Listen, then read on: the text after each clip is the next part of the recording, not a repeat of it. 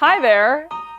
Welcome to Flip the Script, apparently. Season 2, Episode 20, 15 Ways to Keep Cross-Collaboration High While Selling Remotely. My name is Beck Holland. I'm the CEO and founder of Flip the Script. Before we jump in, if you could do me a favor, go ahead and download the deck on the side of this session so you can follow along at each step of the way. Other than that, let's go ahead and jump in. So let's talk about cross-collaboration, y'all. There are 15 ways that you can do this. I'm going to start with the typical ways that I haven't seen done that often in the industry. Number 1, instill a collaborative culture in the comments. So you'll have to, full disclosure, need a product for this. So I usually use a conversation intelligence platform like Chorus. But within the comments of any kind of sales training platform or conversation intelligence platform, you'll be able to leave comments on the call that was had. So I put 4 different examples here. An AE leaving comments for another AE on maybe that was a great call, or this is something that I've tried that you might do in the future, or etc. Of like maybe it's something that went super well or something that they have a suggestion for. But the first way is AE to AE. Second is AE to SDR. So let's say maybe the AE wants to commend an SDR for a really good buyer persona hook or really good research that they did on a call. Or maybe, hey, why don't you pitch this feature in terms of our call that we are setting up? Or maybe it comes down to qualification. But basically, you want to instill a culture where your AEs are reaching out to your SDRs and they're saying like, hey, there's this one thing that you said on the call, and this is some thoughts that I have on it, so that you really make that environment for collaboration and cross-collaboration between teams even really, really likely to happen. Number 3 is SDR to AE. So in this case scenario, typically I see SDRs reaching out to AEs and saying like, why did you say this thing? Or why did you pitch this feature in this instance? Because they're really trying to learn. A lot of SDRs want to move on and become account executives. And so they want to know why an account executive was doing a certain move whenever they were doing it. So within the comments, this is a really great way to bridge the gap between those two teams so that the SDR can learn from the account executive and maybe instill a culture of, you know, the account executive has done a lot of, should have done some research before the meeting. And so the SDR wants to communicate like, hey, you know, thanks for looking that up, or this is something that mattered to them, or et cetera, so they can give them a heads up for the conversation. And then the last one is SDR to SDR. So I've done this a lot with my teams of like, you know, they were learning from each other really, really quickly. Someone would come on to the line and they would deploy some kind of, you know, ad hoc value prop that we hadn't done before. And it would go really, really well. And we wanted to replicate that across the team. So this was a great way to do it and also enjoy the wonderful benefits of cross-collaboration in the meantime.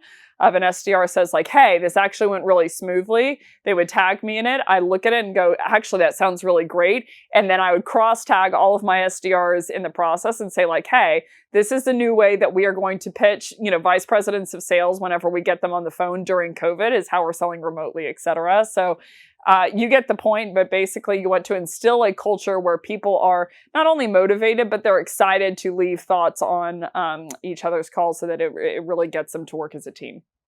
Number 2 is film reviews on calls and group reviews on emails. So this is a really, again, kind of a culture thing, but constantly, usually every week, I was having some type of film review where I would review one call, you know, from an SDR that I picked as a group. So the group would come into the room and I'd say like, hey, here's the call that we're thinking about or that we're going to review today. And I'd have them listen. And what you would see in response is a lot of different SDRs giving coaching to one another and saying like, oh, hey, it's interesting that you did this like this. Why did you do that? And so it really instigate the conversation. But you get the point. Film reviews or group email reviews on emails. That was a really, really great low-hanging fruit for me and my teams is, you know, when I'm teaching something to one person, that's exactly what I'm doing. I'm just teaching it to one person. And I had noticed that over time, I'm like, oh, okay, I teach this hook to this one rep. And I want the rest of the team to know that one hook or what I just taught them on. And so I would see a lot of reps, and it absolutely warmed my heart. If it wasn't in group email review, they would be leaving these sessions and say, oh, she just taught me this. And I would see them naturally, without me involved, say like, hey, you need to do this in your emails, etc. And so really it was a building one-on-one for each one-on-one that I was doing, that they were all learning different things and we were all progressing as a group in a very quick fashion that way.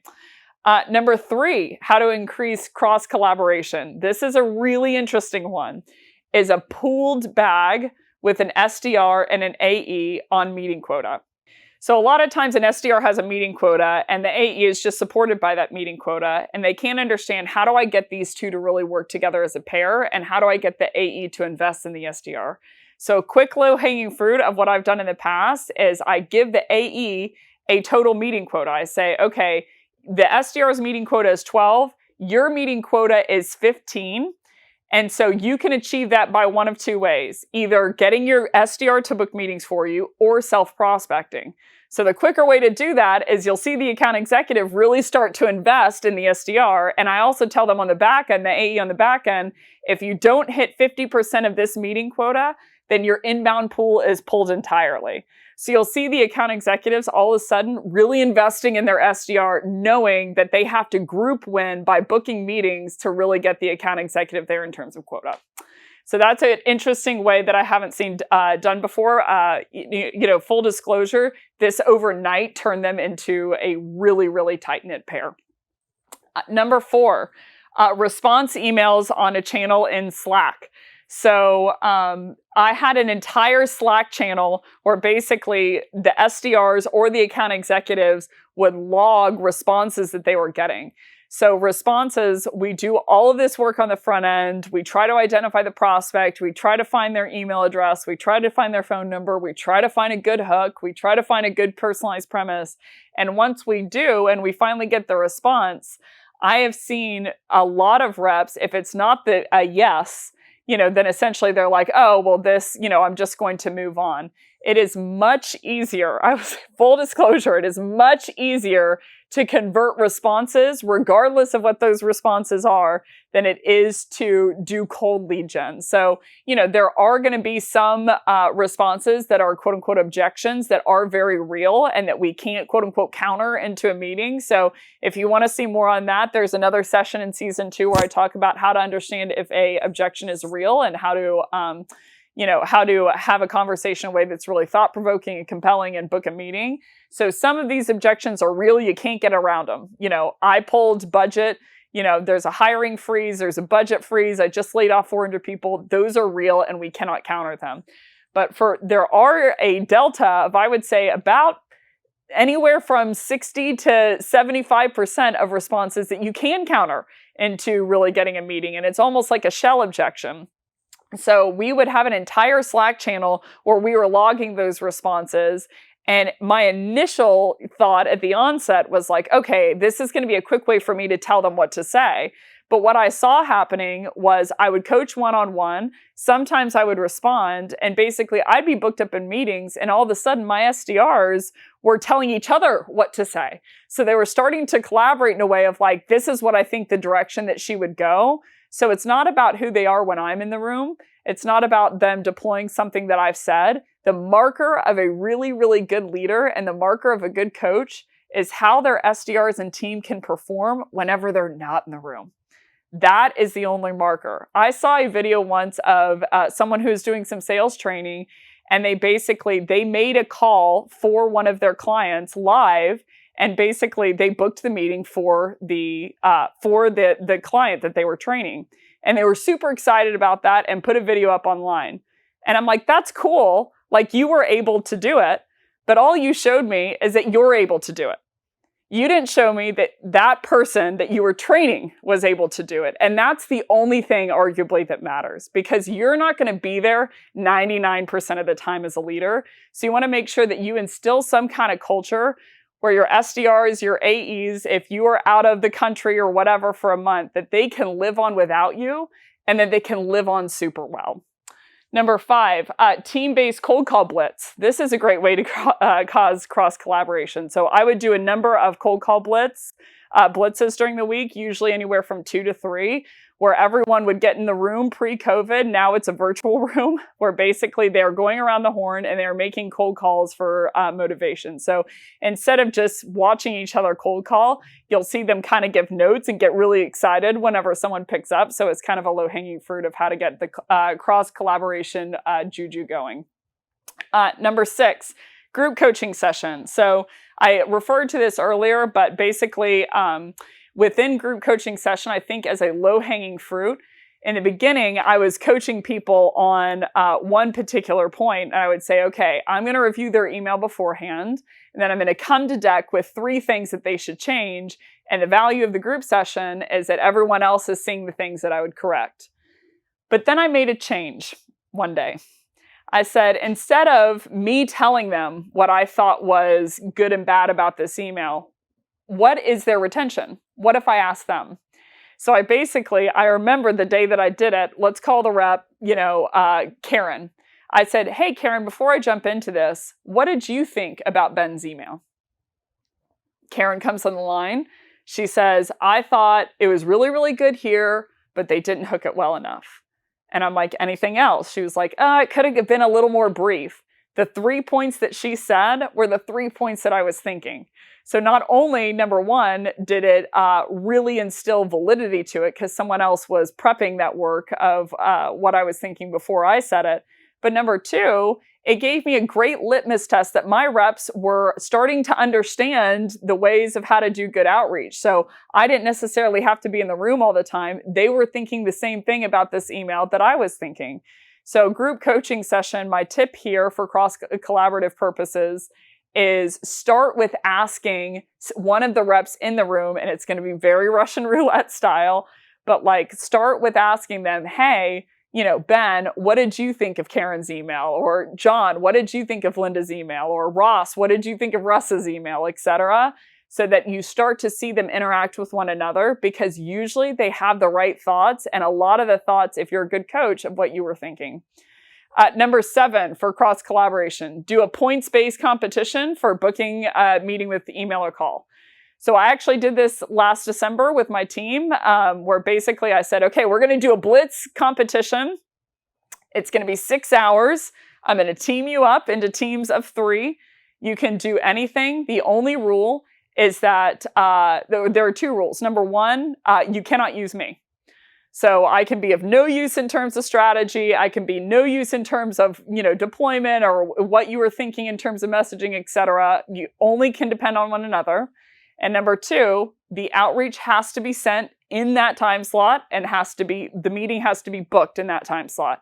And if you do get a meeting that's booked, then you get a certain amount of points. So I originally was just really trying to drive pipeline, but what it caused was I started to see them set meetings with one another to cross-collaborate in preparation for this time. So I didn't see that one coming, but it really started to get them to operate as a team. So I did several different competitions after that, same kind of theory, where I started to be very strategic about who I was pairing up together.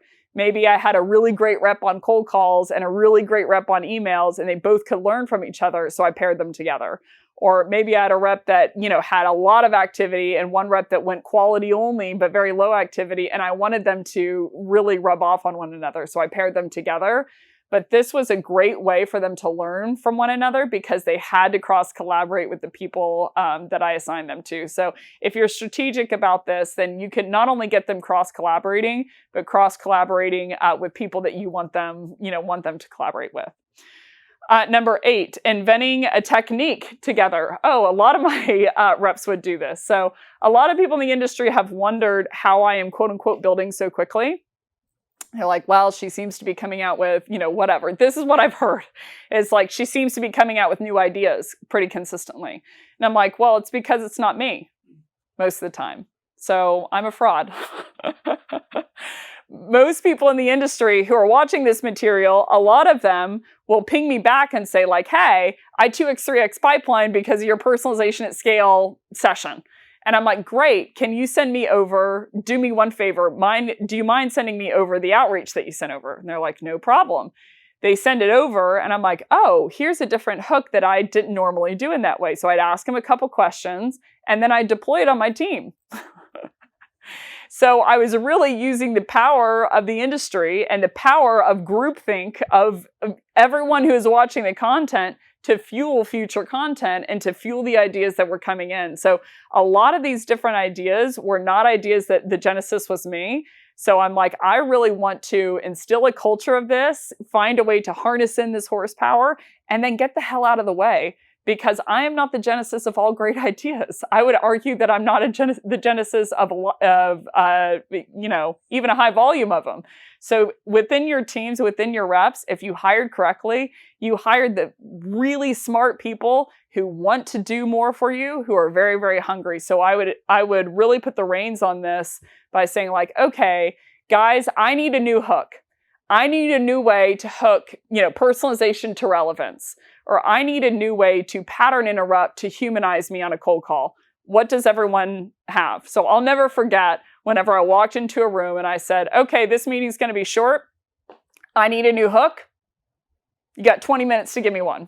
And I walked out of the room, walked back in 20 minutes, and they had 3 really, really good hooks. And I'm like, whenever you empower people by giving them the collaborative space and creative space to do something, you'll see a whole different animal of your reps come out. So you want to make sure, that you really not only instill this culture, but you say like, hey, I'm going to demand it. I'm going to say like, hey, I'm sick of hearing my own words. I'm sick of hearing my own pattern interrupts. I'm sick of hearing my own humanization principles. So I'm going to walk in, and say like, hey, I even have this thing in technique. I don't know the title to it yet.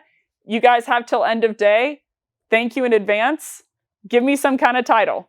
Give me something with teeth. Give me something that's interesting, etc. And you'll start to see them really collaborate between one another and become a team because they really want to make something happen. Number 9, a technique role play in pairs after a technique is taught. So I did this quite a bit whenever I was at my last 2 teams of basically I would say like, hey, here is a technique that I'm going to train you on. I'm going to train you on worst case scenario. So worst case scenario, if you go over to Silver Bullet Central, it is basically a technique where you say for your prospect, the worst case scenario is X. So you take out the sting or the fear of what would happen to them if they were to go ahead and take the meeting or deploy your software, et cetera. So great example. If you go to my LinkedIn on Flip the Script or Flip the Script on LinkedIn, it says free sales training by the people for the people. It gives you the website and then it says, what's the worst that can happen? So worst case scenario, I would train my reps on something like that. And then I would deploy them, say like, okay, I'm going to pair you up and you have 1 hour and I want you guys to not only practice this, but be able to spit it verbatim. So what you'll see is they'll really get to know their pair partner, and I would switch them every single time so you don't create, toxic cliques and you don't create, people who only want to work with people like themselves. But you basically create these pairs and then say like, I want you guys to practice whatever I just taught you. And I want you to practice on one another, learn from one another. And then ultimately, whenever you come back to deck, you should have this perfect because you've been practicing within your pair. So great way to cause people to really start to work together. Number 10, reward from a comp perspective on working together. So a great example of this is onboarding. So a lot of times in onboarding, if you're onboarding new reps in COVID, it's a bear right now. It's really, really difficult to do that. If you want some more instruction on how to do it, I do a session in the sales enablement portion on how to onboard remotely. But basically, in terms of cross collaboration, I would set up an SDR buddy system where I would say like, okay, I have an existing tenured rep here. Let's call him Rob, for instance. And I have a new onboarding rep that's coming in. Let's call them, Danny. And I would say, hey, Rob, your buddy, SDR buddy is Danny. And then Karen, I'm going to pair you with Jim. And you two, from a reward perspective, whoever can get their rep, their onboarding buddy, to book the first 2 meetings, I'm going to give $500 to the rep who booked it and $500 to the mentor buddy. So you would start to see these SDRs who are tenured not only care about these people who are coming on board, but really start to try to make them successful because that from a comp perspective, they were going to get money if they did. So no quicker way to get someone to do something than to tie their wallet to it. So giving them some kind of incentive from an onboarding perspective of I'm going to pair you together and whoever can make this rep the most successful, the quickest is going to get some money. Number 11. So SDR buddies and AE buddies, just mentioned it, but that's a great way to do it. Number 12, getting your SDRs and AEs to sit down in a one-on-one and collaborate on accounts. So, like I mentioned, before you do that, you want to pool their bag together, give the AE a meeting quota, whatever the SDR quota is, plus a few meetings, and then say, if you don't hit 50% of this, then I'm going to pull your inbound from you. But what comes paired along with that is you want them to be sitting down, the SDRs and AEs, and really be strategizing about these accounts. So when it comes to accounts, I would constantly go to my account executives and say like, hey, what accounts do you want to book? And the reason I would do that is twofold. Number one, I wanted them to define good for me before I went in. There's a big argument in the industry between SDRs and account executives on what's truly qualified and what meetings do I actually want. So before I started guessing what an AE wants, I would go to that account executive and say like, hey, what are the top 10 like dream accounts? And what are the top 10, people at that dream account, or 5 people at that account that you would like to get a hold of? So number one, you get them to really set out for you of what they think is quality, and you'll start to get some themes. Number two, whenever you book that meeting at Oracle with that vice president of sales, like it was a win. And number three, you start to get them to really work together. Of like this SDR and this AE starts to see this SDR as a collaborative partner, so they're not going to know. If you go to any account executive and you ask them, what are your top 10 accounts? Usually they're never going to talk necessarily just about firmographic criterion. They're not just going to talk about company size, and they're not just going to talk about industry vertical. There's usually some X amount of factors, whether that's their competitive deal, or that's a deal that's in hypergrowth, or it's just a glamorous label. There is some other, what I would call etc. criterion that you want to know what those are. And so they can be different for every account executive. So I would get the SDR and AE to really start to collaborate in that one-on-one by getting the SDR to ask, like, what is the shot that you want to call, so that whenever I make that shot, we both know it was a win. Number 13, SQO or SAL contests. This is a great way to get your SDRs and AEs to work together. So quick overview, an SQO is a sales qualified opportunity, and an SAL is a sales accepted lead. Synonyms for one another, a lot of different acronyms in the industry, but they basically mean the same thing. They mean, an SDR set up a meeting and that meeting was qualified from the account executive's perspective. So I would run contests on, was this meeting qualified, some kind of competition to really drive that pipeline. So a lot of different account executive teams, it's much harder to understand from the funnel perspective what's happening if you're going just from the meeting. It's much easier to predict or build out how many close one deals and what the ACV or ARR from those associated deals is if you start at once the meeting was qualified. So if that is a trigger for your teams, most people it is, if it's an SQO, then it has a higher likelihood of conversion than beforehand. So I would give some kind of competition to SDR and AE pairs and say whoever has the most SQOs or SALs within the month of March, is going to get some kind of reward. So you'll start to see them not only collaborate with with one another of the AE SDR pair, but also collaborate within their respective teams of what is really working for them amongst their peers.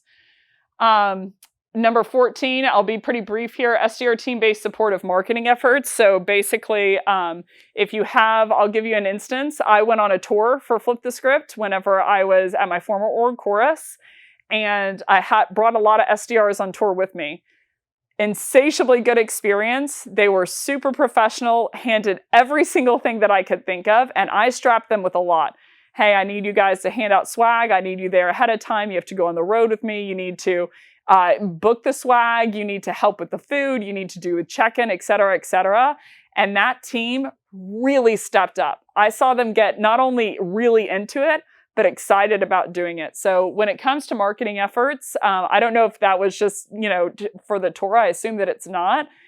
For conferences or for, kind of like a field trip case scenario where they're getting to go to a conference.